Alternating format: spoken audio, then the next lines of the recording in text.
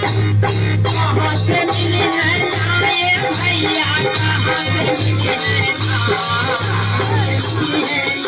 हो दीदिया, कहाँ से मिली है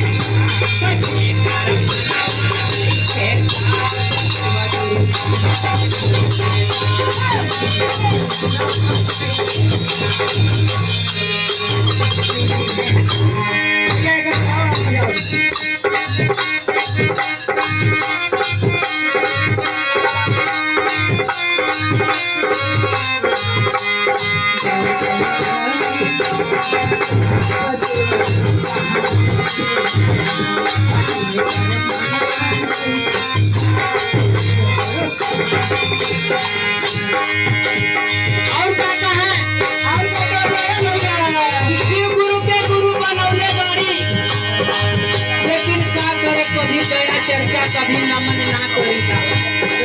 बस खाना बनाईला, लड़कन से खियाईला, अच्छा आदमी से मुस्कियाईला, बस चुपचाप सुन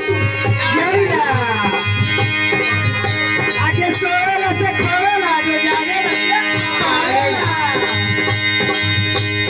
मानावा करेला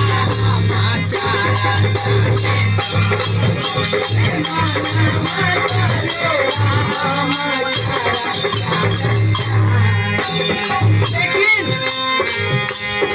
ऊंचा ऊंचा चर्चा पड़ा ना, जब जब चर्चा पड़ी बाबा तब उनका पतोहिया चर्चा में भाग के जाले।